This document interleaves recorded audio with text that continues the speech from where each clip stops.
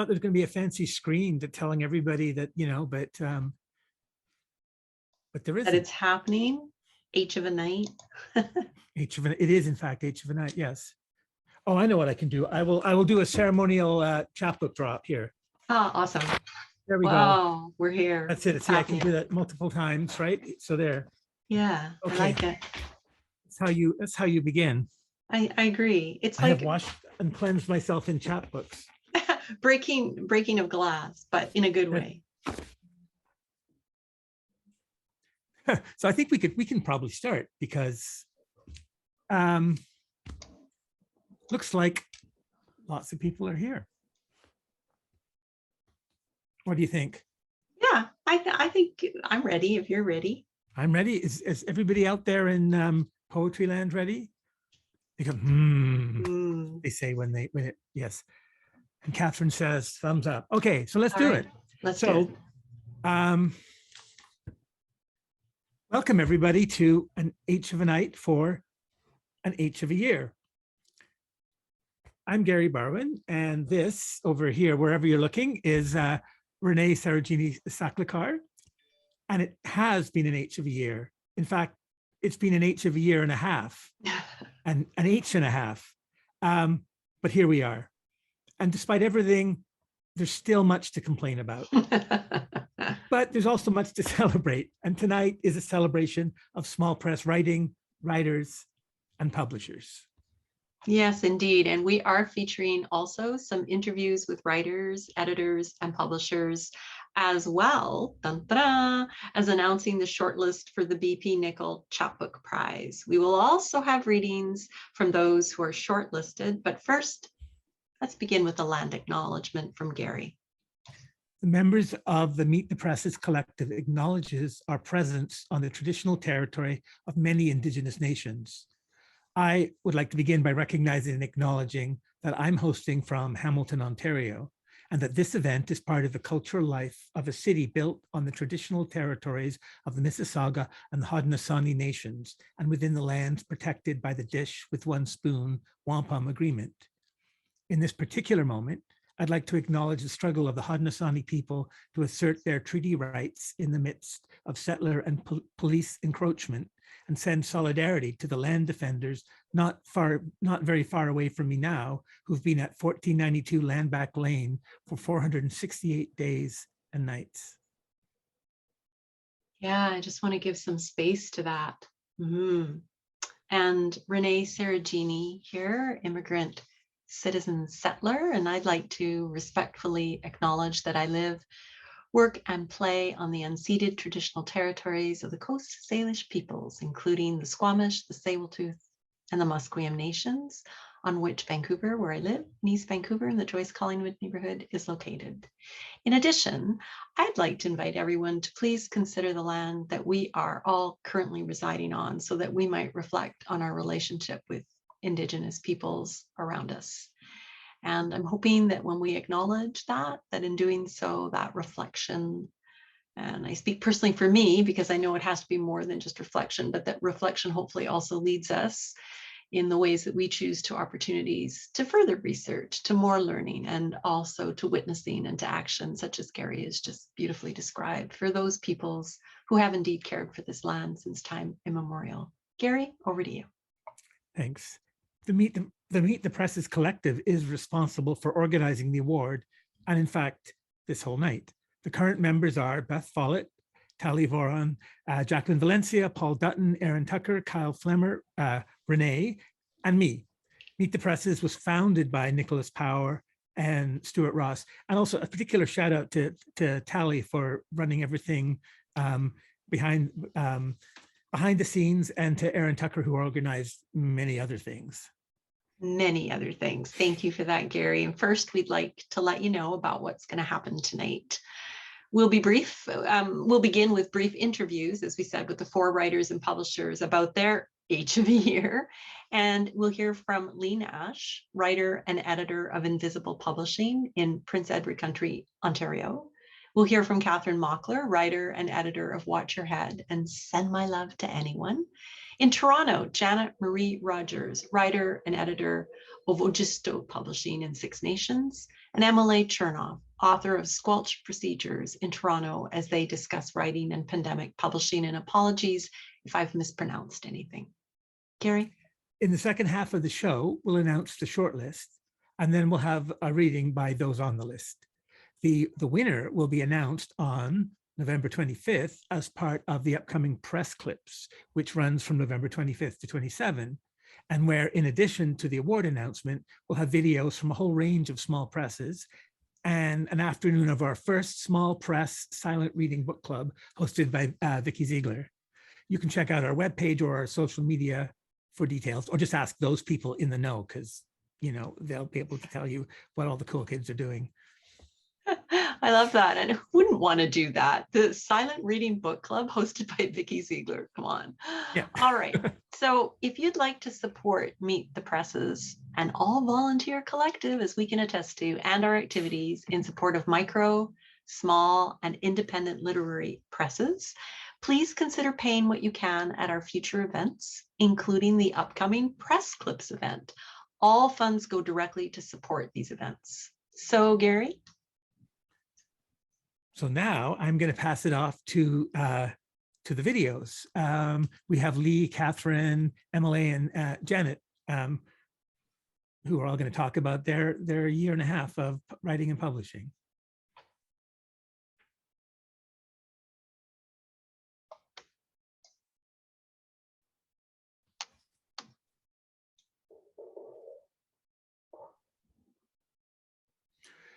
So how have you been?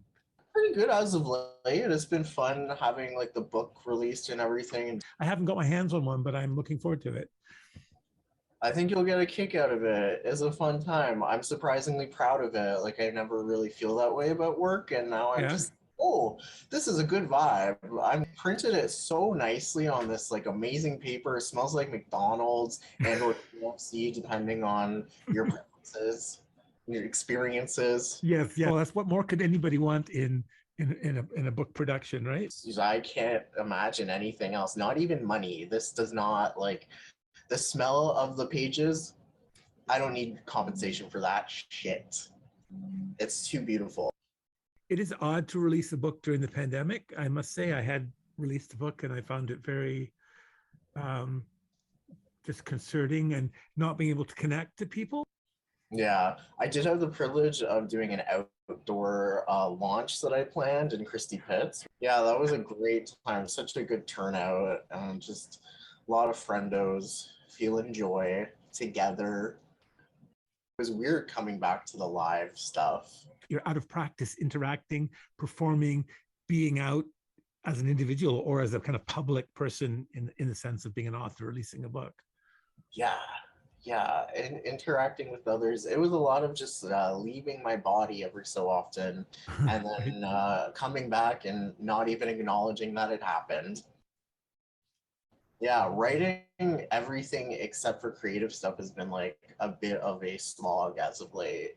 Do you think that's a pandemic thing? It's like an ADHD thing, but combined with the pandemic, it makes it so much worse. Were there books, I mean, that help, that consoled you or frustrated you or passed the time or were delicious? Well, I literally have to go onto my Goodreads to remember what I've read because my memory is still like not functional at all. What have I read this year?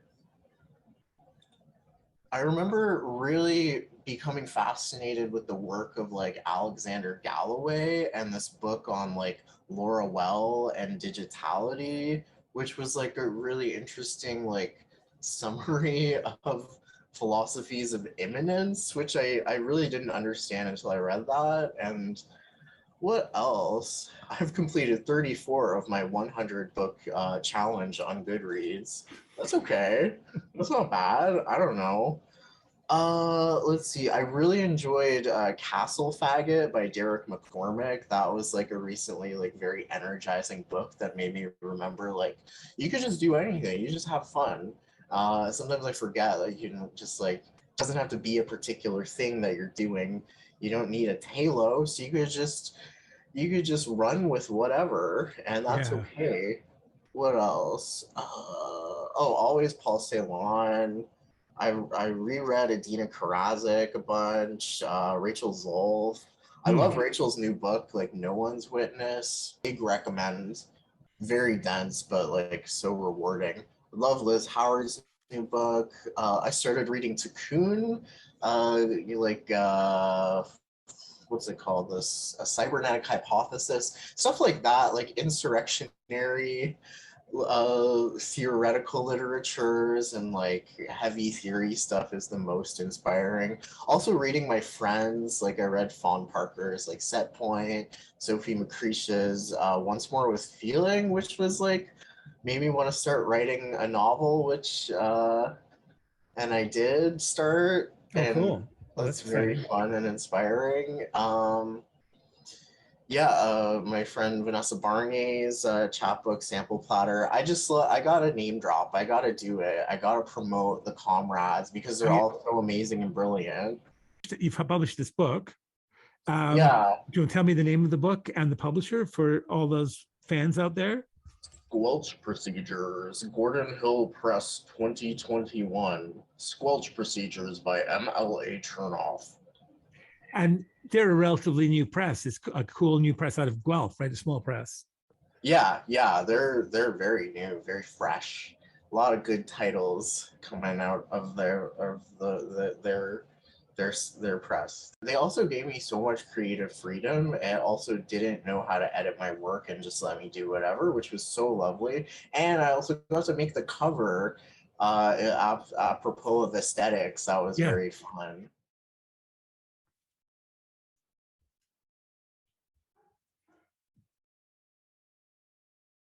It was last summer, I think.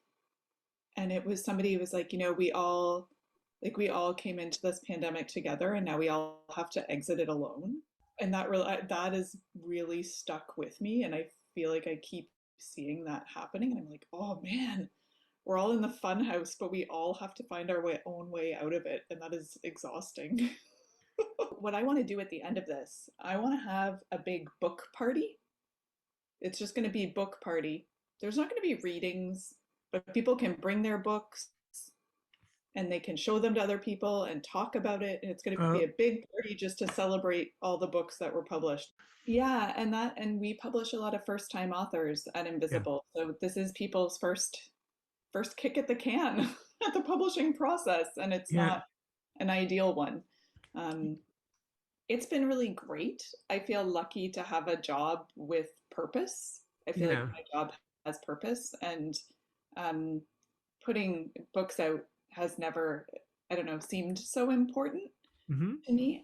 And at the same time, it's incredibly disappointing because you can't give the books all the love, Yeah. and you can't see the public giving them that love. And it's, I feel for all our authors. I feel terribly for them, which is why I want to have a book party one day. Oh, and we don't get to do book fairs anymore, and we Right. don't get to do that hand selling. That's kind of the fun part of being a small press.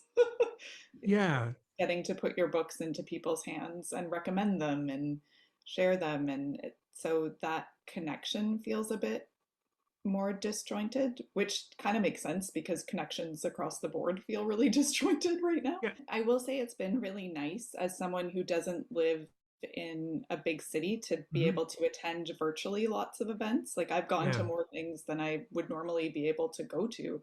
Right. That's been amazing. And I know there's there's real accessibility pieces tied to that too Yeah. that are Yeah. going to be really important. So on the one hand, I'm stoked about online events. Yes. And on the other, like, I just want to listen to somebody read to me in a room. Like myself, that's been my pandemic practice. I wanted to fall back in love with reading. I couldn't read for the first few months. And Yeah. then, um, what book did it's a big press book, but We Ride Upon Sticks by Quinn Berry. I read that. Super entertaining. It's a mix of witchcraft and field hockey. Yeah. Okay, I'm sold already. Good. But that I was like, oh yeah, reading for pleasure. Right. Right. I am So that's how I've spent my time, is building up my reading for pleasure muscles. And Yeah. it's been really nice. I mean, maybe this is naive, but people could look back and get, okay, what did we miss during the pandemic? Let's just do a roundup of those things. So like both as readers and as publishers and as reviewers, everybody can say, wait a second, can we take a moment to like things that maybe slipped under the radar because pandemic? I feel like that would be a really fun community driven project, especially because Mm, there's just not enough media now to cover things that are even coming out yeah. new. But if, like, I think about it, like if every writer, posted on Facebook or Instagram or Twitter their 5 books that they discovered throughout the pandemic, and it was all like hashtagged under something so that people could go back and find things, like Oh, that's a I feel lovely like idea. that kind of thing would, if it was a real community movement. I mean, we still know recommendation, it's the best way to find books, like word of Yeah. mouth.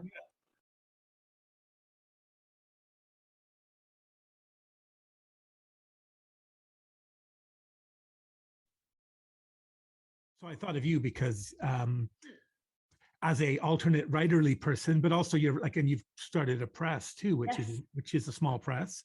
Um, Yes. you don't have corporate offices yet, as far as I like. No. So right, No. with big shiny building and security guards and I have a piece of paper that says I'm a sole proprietor, which might be somewhat of a step up or just away from, that grassy rootsy, although I'm still really grassy rootsy and I really embrace that. Like someone recently said to me, you should put the book that I recently released with the author here from Six Nations, put it on Amazon. I said, yeah, no, that's not what the press was really, yeah, intended to do. It's like if somebody, for whatever reason, needs to get in touch about the book through the press, then they can pick up a phone and talk to me. And, yeah, it's not about Amazon. It has nothing to do with it. That's not even the goal for the press, for Ogisto Publishing.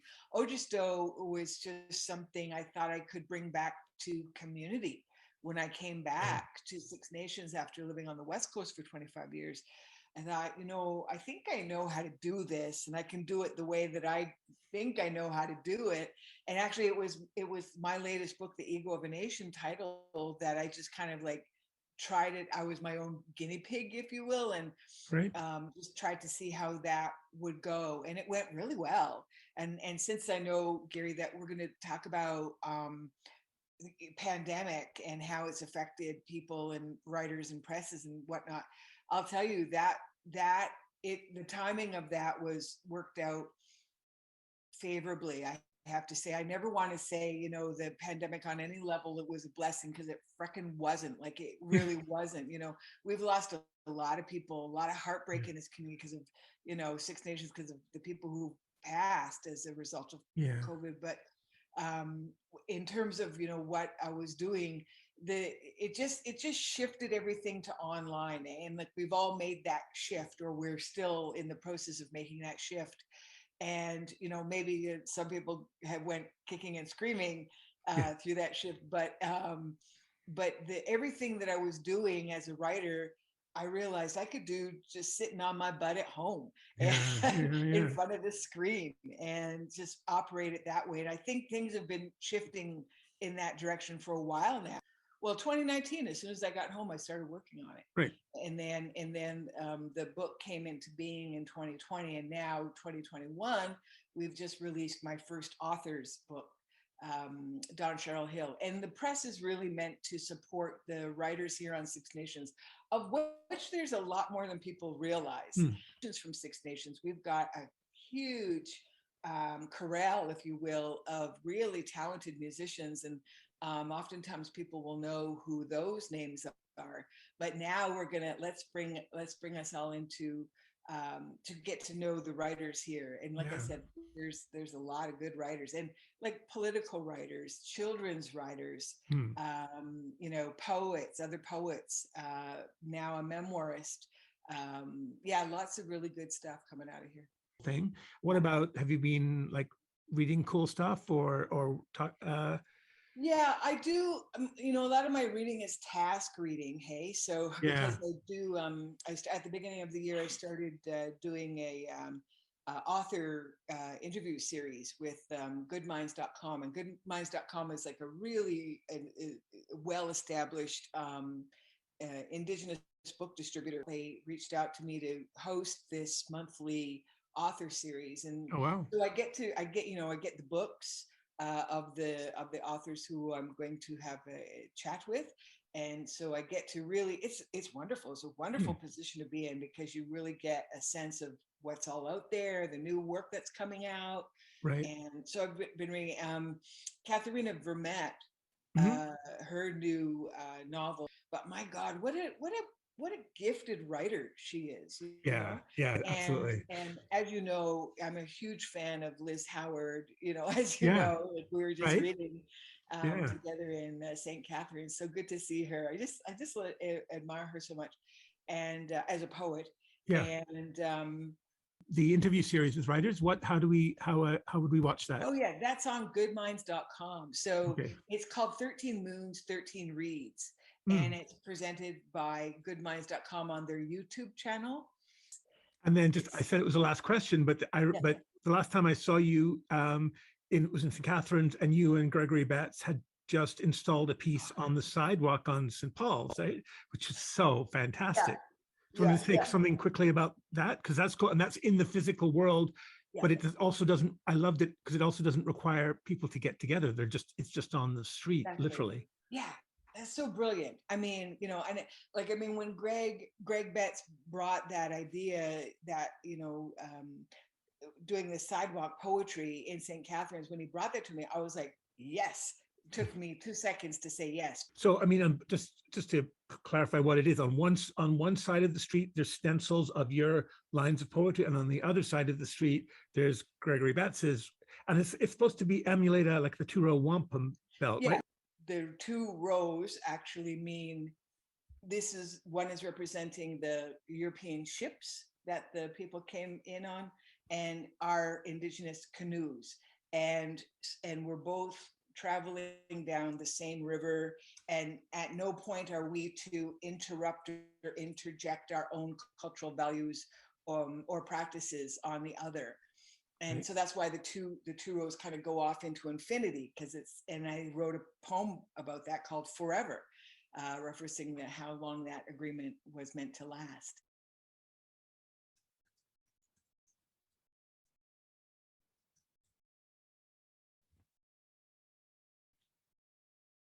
Well, a nightmare, but also because I have asthma. So, being in the pandemic and the fear around that created quite a bit of anxiety. So, I was really fortunate that I could teach from home.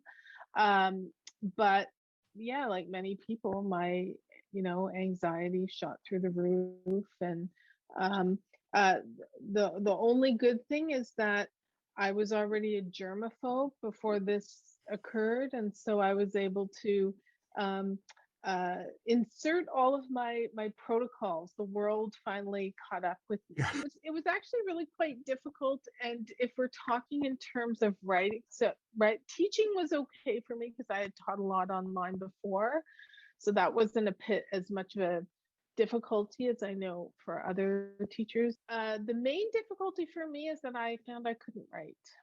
So I had huge writer's block during the pandemic, and I'm just Yeah. kind of coming out of it now. And do you think that was because of the pandemic, because of the anxiety, because of the distraction Yeah, about?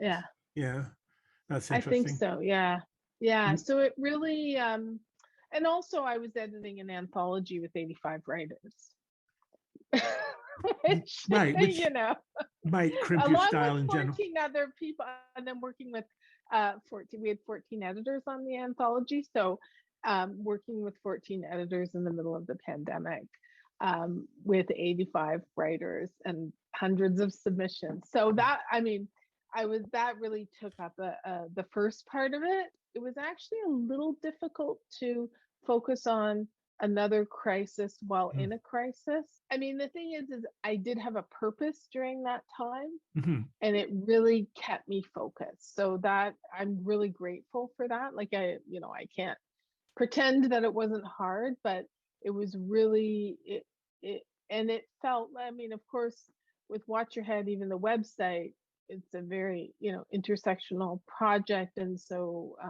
the pandemic I would consider as part of the climate crisis. And Yes. Action, you also have a newsletter, Send My Love to Anyone. the main reason I started Send My Love to Anyone uh, was that I was really struggling with writer's block. I've never been in that situation where I couldn't work Mm. when I had a deadline, and so I thought, well, I'm sure other people are kind of struggling too. So maybe I'll set up this newsletter and as a way to kind of connect with other writers. And I wanted something that actually wasn't about the climate crisis. I wanted to focus on something that wasn't crisis focused. Right. So I just, do interviews and then bring in guest writers but what will be different is that I'm also have to commit to writing. Sometimes I'll write about the writing process. Occasionally I'll share an excerpt of something I'm working on. And then it's a place to just connect with other writers. Strategies I've put in place, like I have an accountability partner and some group online group writing and things like that. That's really helped. I'm teaching a short fiction course, so it's great. I'm reading so much short fiction. I mean, really the cure to writer's block is to read. I'm at a point where it's like, oh, I like this again. This is why I wanted to be a writer. It's Right. like, this is fun. It's when they said it was beautiful, I should have looked. Thank you very much. This Thank is great. you for inviting me. Yeah. Here we are. Here we are. You're the uh, perfect person to be doing this with me. Well, I just wanted to start by saying what an honor it is to interview you. It's after, is it 25 years? At the end of 25 years of wholehearted, shining, countercultural, challenging contribution to Canada's literary community. It's really an honor. I remember when Peddler first came on the scene, I was like in my early 20s, a young writer, and having just so much admiration for the small, gutsy, and gorgeous ethos that was evident right from the beginning, and also feeling such gratitude for I don't even know if you remember because we didn't know each other then, a really fulsome and wise letter, a rejection letter that you wrote me. And then feeling even more grateful once we got to know one another for your, just stubbornly unique example and generous mentorship as I started to make my way in small press literary publishing. Thank you for all that. Yeah. I don't remember the rejection. Yeah, it was really helpful. I'm glad I didn't say, thank you for your interest. No, you recommended books for me to read, and you gave me very good feedback on voice and some subtle things. Good. So I wanted to start by asking you just to reflect on and talk about that tagline, small, gutsy, and gorgeous, as well as the other one, making no compromise with public taste. Just, where did they come from? What do they mean to you? How have they guided you? Has your relationship to them changed over the years? The small, gutsy, and gorgeous was something Erin Moray said about the press way back when. And,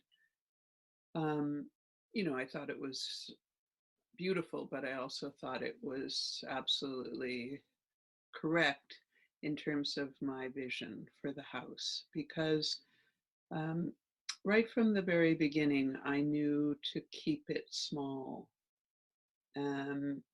that any business, probably, but especially in the literary world, that um,